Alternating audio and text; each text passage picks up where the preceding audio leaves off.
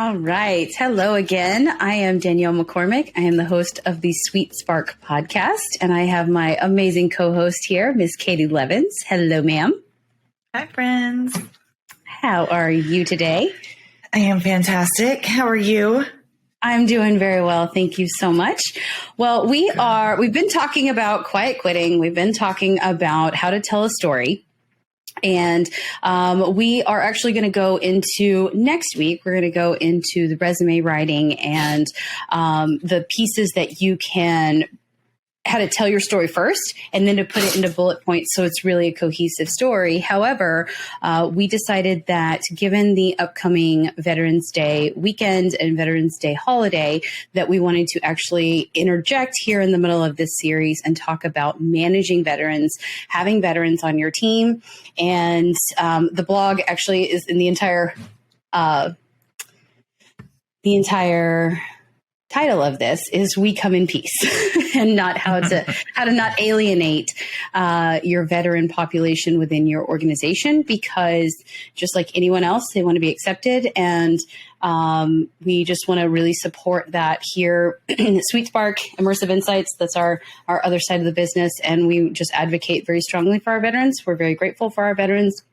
And we want to help spread the good word on how to best manage veterans in organizations, as well as just get away from stupid shit you're doing that makes it harder for them to be in your organization.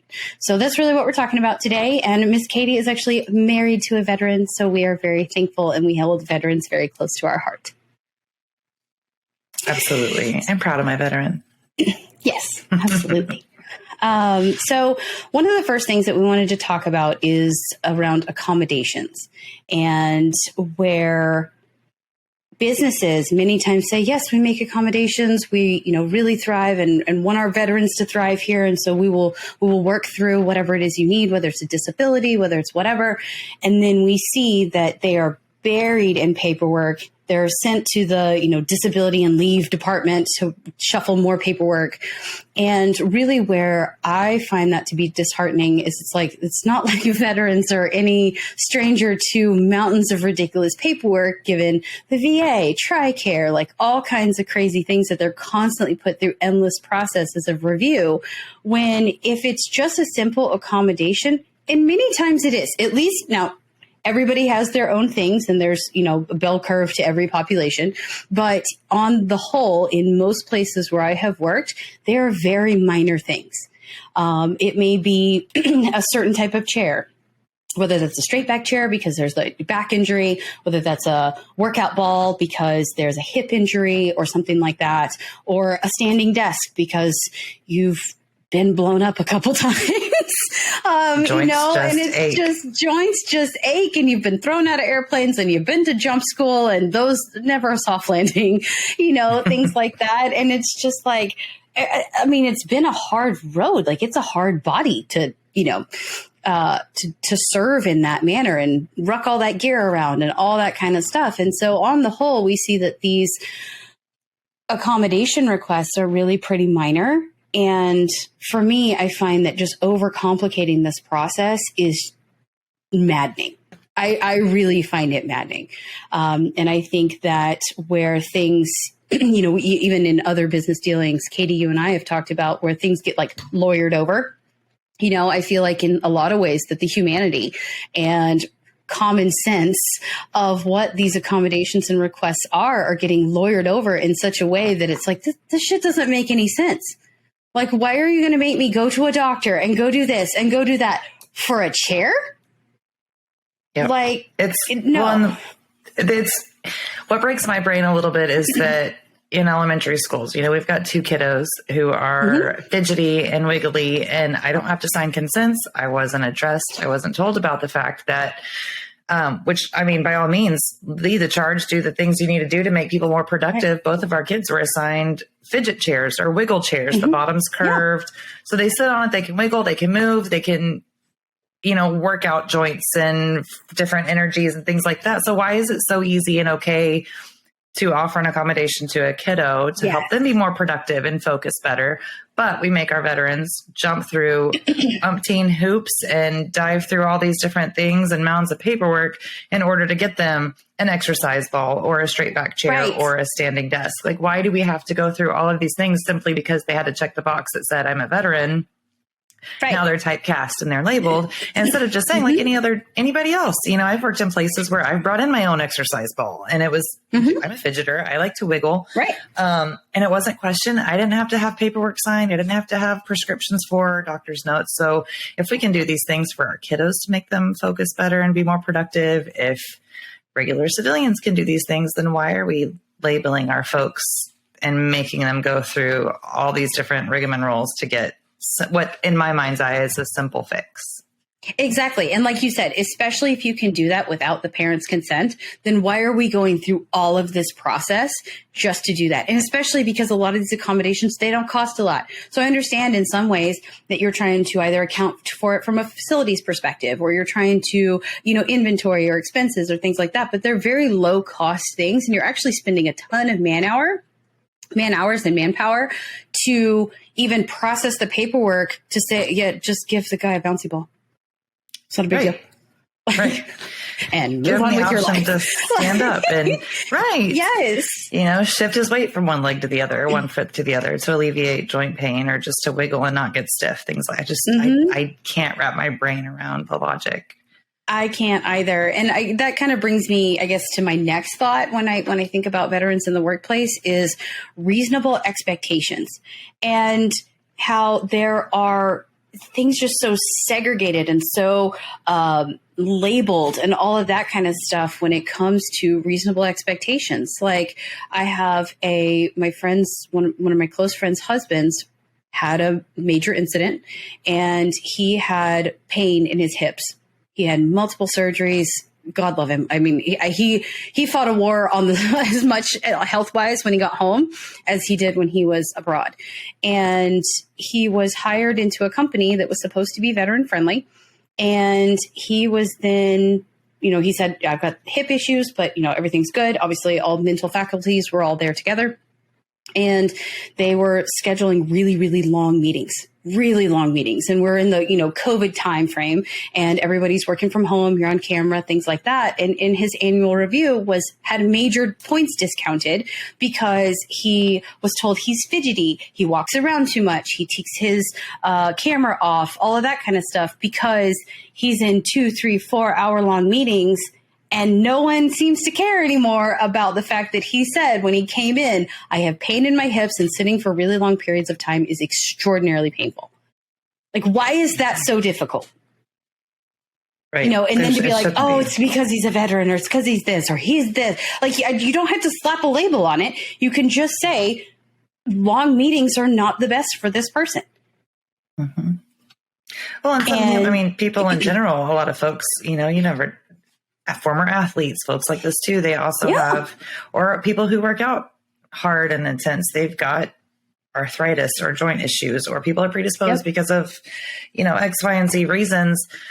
So why do we have to label it? And so why are they treated so differently because they have to check a box on their application? That's the part that's so frustrating, is why are we typecasting and putting these folks in a box and making them go through 100 different things and over 1 million different hurdles after they've already been through God knows what?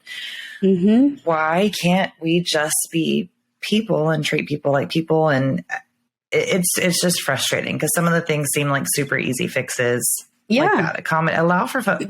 There are people that haven't been or haven't served and haven't been blown up that they get fidgety. If you mean people's attention span, you sit still for far too long and sometimes you kind of start to check out. So I'm going to stand up in the back of the room so that I can move my legs about, get my blood flowing and still focus.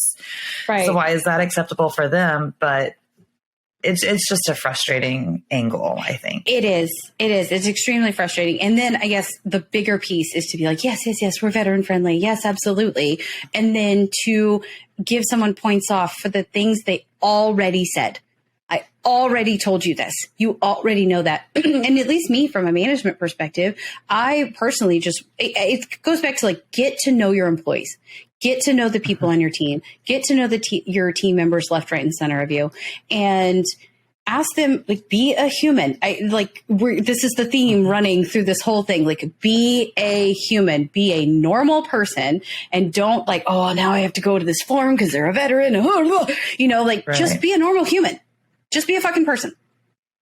And one point I definitely would like to touch on is I don't want to say, like, a lot of the times folks hear someone's a veteran and they're like, they have to be handled with kit gloves. They're, they're super temperamental, or there's this. There are all these stereotypes for our veterans. There are people who are temperamental that haven't ever served. So the fact that you want to treat somebody differently and isolate them strictly because they check that box, and you're in management, you see the difference. And I'm sure a lot of your folks too appreciate, I've seen you talk to folks across the board, your veterans, me, for example. You're just like, hey, what can I do to help you function better in your job? What do you need from me? Like, why do we, and don't get me wrong, I do understand being respectful and saying, hey, you might have extra things that help you function better. But instead of saying you're a veteran, what do you need to do your job better? Just as a person to person, what can I do to help you function better? Yes, why exactly. do we have to smack a label on it, like you said?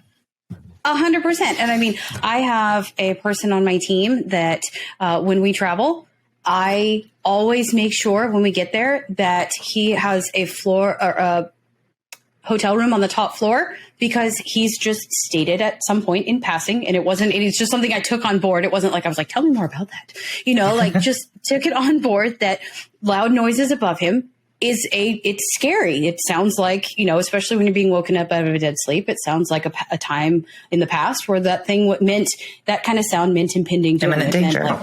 Yes, imminent danger. And so just from a person to person standpoint, I want him to be comfortable. But I also know that if you're not sleeping when you're on the road, you're already in a strange place where, people are already, even normal, I don't want to say normal people, but non-veterans, people that have never served, people that wouldn't have a reason to necessarily be anxious when hearing a loud noise in the night, would be anxious about hearing a loud noise in the night. And it's not out of the realm of possibility to just like take care of your people, take care of the people on your team, take care of the people around you, and just ask the lady for a room on the top floor. Like, it's not hard.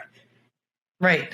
Well, and I feel like some of our veterans too have, they're predisposed to anxiety about applications or new roles or new jobs because they know checking that box, sometimes they're going to be handled differently, or they're going to be spoken to differently because they had to check that box instead of just being talked to like a person. Well, now I'm either checking a box so that they can get tax kickbacks, or I'm checking a box so that they can hit their X amount of percentage of veteran so that we can be veteran friendly businesses, or I have to check this box so that they handle me more delicately. Like, I know, there's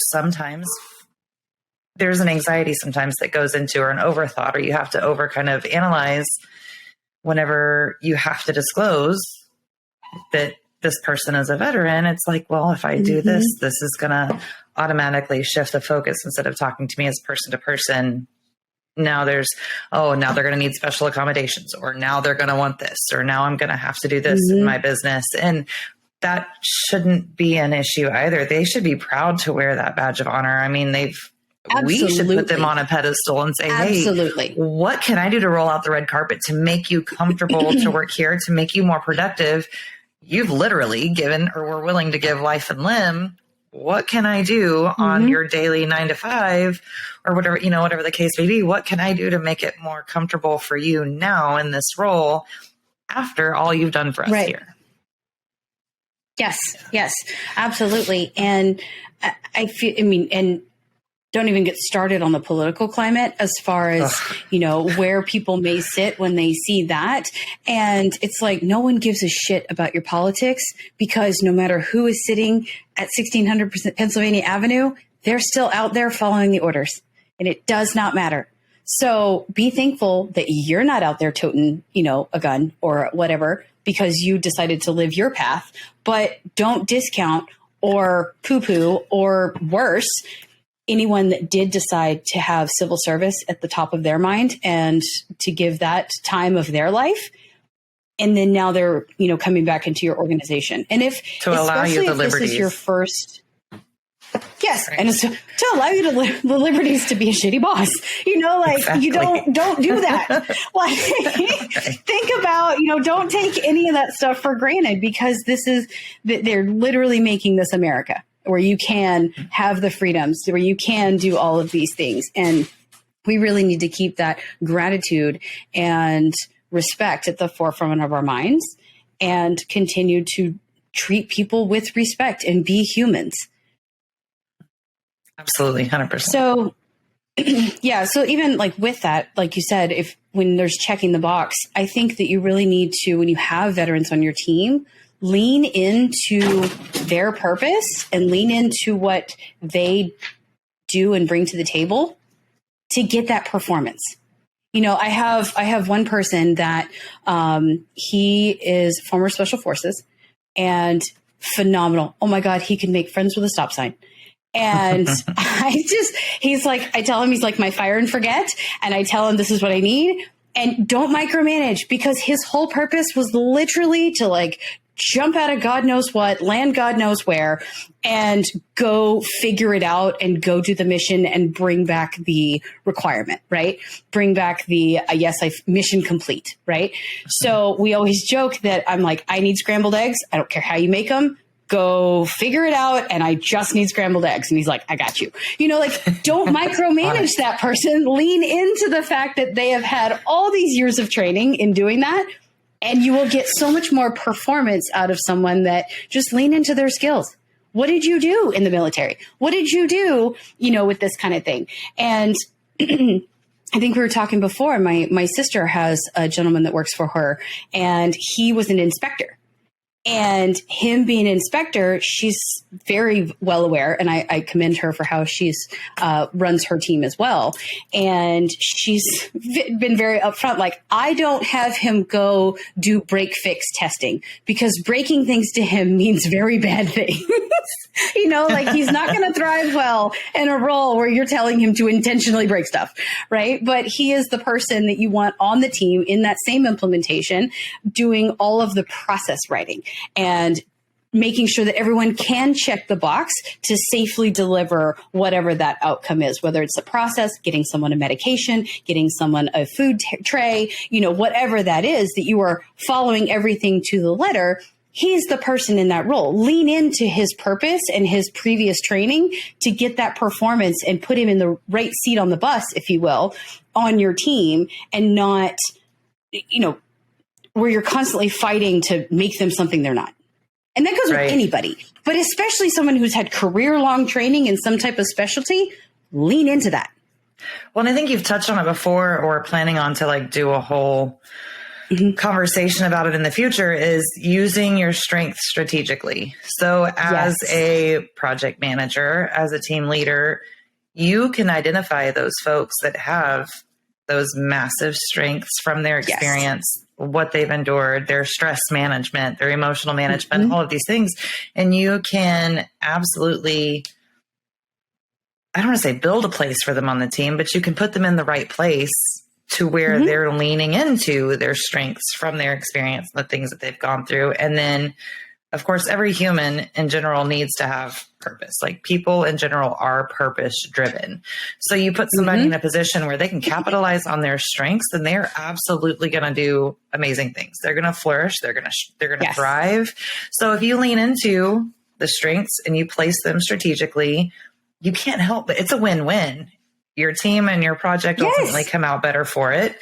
The person in that role feels fulfilled and like they're doing all of the things and more because they're confident in their ability. Right.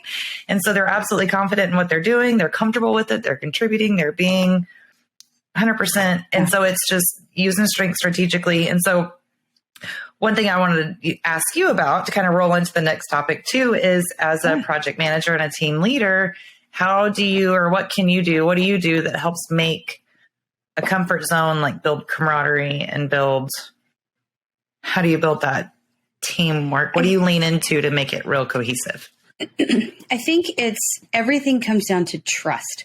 Every person wants to be trusted.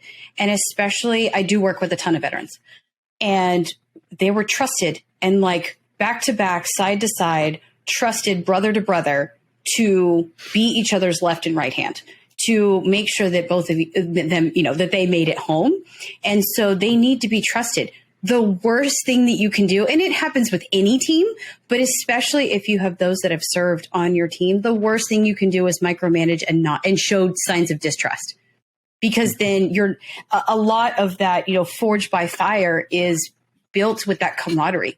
And that's where I feel like actually is the place where there is the most alienation, is where you're not building high bars of requirements, that you're allowing crappy behavior within your teams, low expectations, people to not trust each other, or worse, backstabby, gross politics within your team. And that is, I feel like that's one of the fastest ways that you can run somebody who's a truly good, solid soul off your team, served or not, but definitely if they have, because they are used to, like I said, being each other's right and left hand. And it does mean life and limb.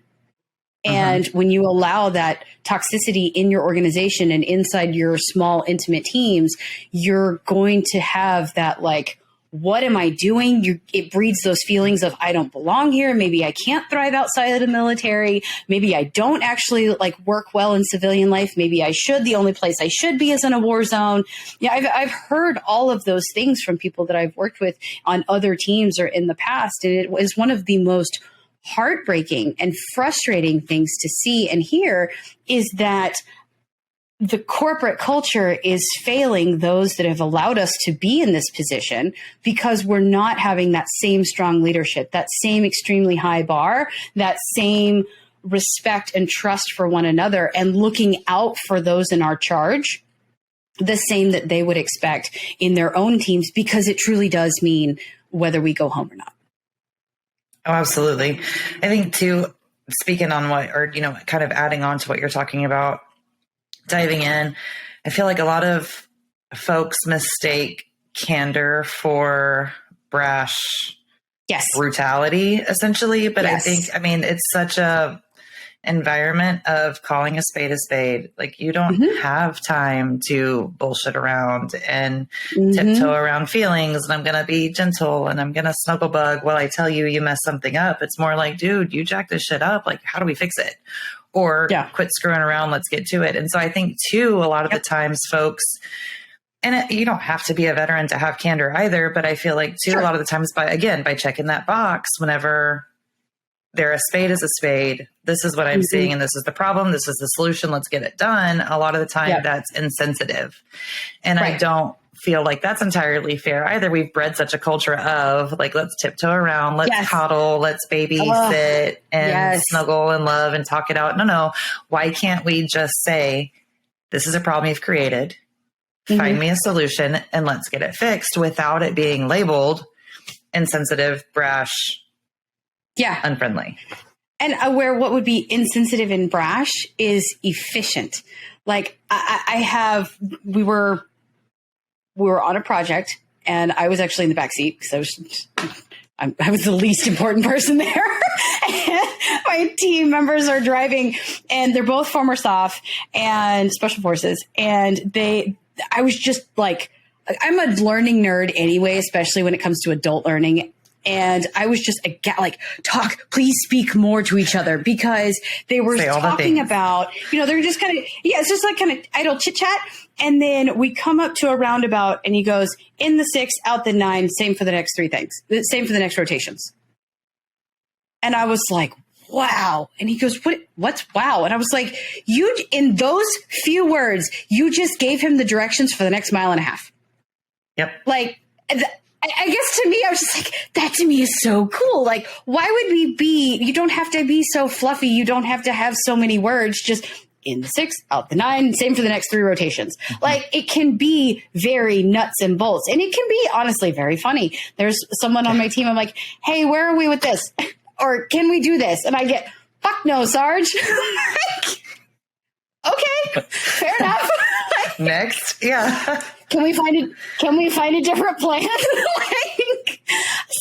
It's just why does it have to be words, fluff, fluff? Here's the point. Why can't you just say, here's my point? Yeah. Right. Not going to work. Okay, cool. Can you find me scrambled eggs? Yes, I can. Great. Go find me scrambled eggs. Tell me when you've got it done. So like, I mean, there can be levity to this. It doesn't have to be this weird alienation. Oh, they're going to be mean. Oh, they're mad. They're this, they're that. A lot of, like I said, a lot of the frustration comes from just blatant stupidity and the fact that, and it is supercharged. I will say it is supercharged because that low bar, that mistrust, that does equal death in many of those environments. Oh, and absolutely. It is frustrating when you're not seeing people holding themselves to that high bar. Why aren't you protecting each other? Why aren't you working together? Why are you out to get each other? Divide and conquer is a thing. If you are not taking care of each other, anything that you're trying to take on is going to beat you. So right. I can absolutely see the frustration, especially the real world and true impact of it when it means flags going home and things like that. And then they try to come into the workplace and see us fiddle fucking around and being rude to each other and things like that. I'd be pissed too. Mm-hmm. Especially after coming from such an extreme, highly efficient, super functional, brass tacks environment into let's la-di-da, let's figure this out. And then water cooler gossip after we just, in a meeting, we're like, hey, everybody's great. Everything's fantastic. Everybody's being productive. Everybody's being fantastic. And around the water cooler, you're like, can you believe Joe Schmo can't do anything on his own? And he's not worth jack shit and this, that, and the other. And you're like, wait a minute. Why didn't we just call a spade when we were all together and say, hey, Joe Schmo, you're not doing jack shit. What can we do to help? Yes. But that's insensitive and brash where I mean, I've never served, but I care of those around you. Yes. Yeah. I mean, one of my favorite books, and it's like shameless plug, right? One of my favorite books is Radical Candor, Kim Scott, Radical Candor. And she's talking about just care enough to tell people the truth. Care enough to actually give the feedback that's required. And I think that what is often misconstrued as anger or any of that is care, because they have such a heart, not only for civil service, for us to be home and warm in our beds, not being shot at, but also care side to side, man to man, person to person on the team, and such a frustration for why others don't care as much as they do. And I think it's so often twisted around and made to be something it's absolutely not, when it's just a lot of care. And I often joke with my team, I'm like, you soft guys are the biggest, like hard on the sleeve, like big feels, and just amazing souls. Yeah. My own personal experience. Like I have learned very much that the very hard, very fast, very straightforward, that seems rough and brash around the edges. Like if I look at it a little bit deeper, we're being super efficient and highly functional and effective to get to a protective state, to provide what we need, to offer what we want. Like it's such a focus and it's a mission. Like I'm going to make my family happy and feel safe and feel stable and feel comfortable. I may not always get the fluff and cuddle and happy and, oh, are you good? What do you need? How are you feeling? I heard it. I see it. I'm going to get it done. Very much acts of service. Absolutely. Very much an act of service. And so I kind of had to learn that. You know what I mean? Like it's not the straightforward and to the point isn't anything against me. Like it's still an outpouring of love. It's just a different approach. It's highly functional, highly efficient, very I got protective. It. I'll fix it right now. I got you. Right. Yep. You're good. Don't worry about it. I got you taken care of. You're going to be good. All is well. Yep. But then all I heard was, be quiet. Let me do what I need to do. I've got this. But then when I look at it, I realize, sorry. But what it really boiled down to is then when it was all said, it's like, oh, you did hear. Thanks. Like that's, I get it. You know what I mean? But it was a learning curve. But I just think if people, like you've mentioned before, if humans were human and people were people and took the time to invest and say, first of all, you're not going to get a whole lot of detail from a veteran up front. Like, they're going to survey the scene. They're going to survey the scene. They're going to make sure it's safe zone before they start to divulge anything. Right. But brass tacks, what do you need? What can I do to make this better and comfortable? What can I do to make you comfortable? Like, you have to establish a foundation. Let's grow through it. Like, I'll tell you, my husband and I disliked each other greatly when we first met. We worked together, and that's how we met. But it was because our communication was different. And then once we realized we weren't on opposite ends, we just had different approaches. I was like, hey, you're not so bad. He was like, you're not so bad. And then like we became each other's support system to say we were in two different fields. I mean, we were in the same field, but two different ends of the spectrum that generally clashed all the time. But then we were like, well, we're each other's advocate. Like, I get what you're saying. You get what I'm saying. Why are we unhappy with one another? Like, it's just And that's any relationship. It doesn't have to be a civilian and a veteran. It can be any relationship anywhere. Communication, like we've talked about before, is pivotal in anything that you do. And so if we just be a human and talk to people like they're people and not worry about that checked box on an application or a resume, I feel like we can get down to the nitty gritty a lot faster and make a comfortable zone and team atmosphere for everybody involved a lot faster. Well, and I don't blame anyone, especially a veteran where everything has been life and limb, to not get annoyed with idle bullshit, stupid processes. Yeah, Lord knows they have enough of those in the government. Like, we've done it, right? But stupid processes and just chit chat and backstabby. And like, I understand why you have no patience for it. And I applaud not having patience for it because it's not needed anywhere. So why would we entertain it rather than being like, ew, don't, take your anger elsewhere. Hey, that's efficiency. We should take more on that. We should lean into that purpose, lean into those talents and innate care that they're showing, and make your team, make your workplace better. Oh, absolutely. Any team with any team at this point too, just knowing what I know, like, and knowing what I've experienced, like once you build that foundation and you have a healthy working relationship, like give me a whole team of them. Like they're, right. Talking about leaning into strengths. I mean, super efficient, brass tacks. You don't have to worry about dancing around and wasting time. Very productive, very goal oriented, very task focused. And I know they'll have my back. You know what I mean? Like, I'm going to have their back, and that's just one of those things. Like you build a healthy team, and it's one of the safest places and the best part too, is if you have a problem, you can address them and say, what the fuck is your problem? Yes. What in the actual hell is going on with you? Yes. We don't be like, hey, okay, let's have a conversation. And dude, what the hell? What's going on? Like, lay it on me. It's fine. Let's just, this isn't the time to now start being PC. What did I do? Why are you pissed at me? Let's figure it out. Let's just talk about it. Let's talk it out. Let's get to the Yes. And I think you also need to, like I said, with everybody on your team, you need to pay attention to the whole human. You need to match career progression.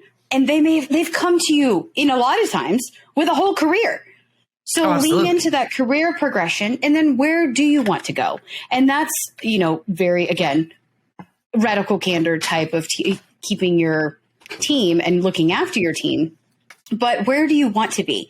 If you, like we talked about before with my next job, if you want to at some point own an alpaca farm, okay, great. What did you do to date that gave you the skills? What would give you more skills to own said alpaca farm? Don't even think. I haven't heard that. That's real. And so I want to hear that. If you want to own the alpaca farm, if you want to own an alpaca farm and you're currently a web developer, we have some skills to add. Because you're going to need a few more things to successfully run said alpaca farm. Bring that whole person through. What did you learn to date? What can I teach you now while you're here? How can we take care of each other while we're in each other's presence, in each other's charge? And then how can I send you on to the next phase of life with more skills to achieve your dreams? I think that should be management philosophy 101. But I believe absolutely for the people that have been overseas fighting for you to do what you do here, warm in your bed, not being shot at, not speaking, any other language because we're Americans, right? That we take care of them And again, with all employees, but absolutely those that have fought for you, send them on to the next phase, or they'll stay with you for however long, but send them on to the next phase to achieve their dreams and goals with more skills than they came to you at. And I feel like one of the biggest like punctuating last remarks kind of thing, I know we're kind of wrapping this up, is pay people what they're worth. All people don't undervalue. Worth, yeah. But do not undervalue your veterans. Your veterans have been on the government pay scale. They've been a GS whatever, or, whatever the MOS class is. And it is a strict pay scale. But that does not mean that's what they're worth. It means what the government can pay them for that job. So I've had career counseling with some previous veterans, and I had one gentleman, he was telling me about this job, and it was super specialized, and he'd been to all the right schools, and it was external. It was not inside the military. And he was the only person that had been to nuclear this and EOD that and all kinds of stuff. And I asked him how much it paid. And he's like, yeah, it pays $82,000. And I paused and I said, are you sure it doesn't say 182,000? Because for that much specialization, it had better come with 3 digits before that comma. Because we need to make sure that you are being paid for all of those skills that you come to this job with. Yes, you literally lost limbs, literally gave so much to get those, but you have there's only such a small population. If it's that specialized of a job, they can figure out how to fill it with money. Oh, absolutely. Yeah.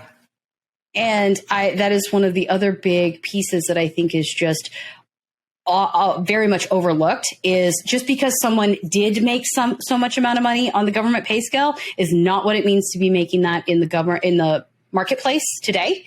And you need to match whatever that is. And if that means it's a huge ass raise, great, give it all day.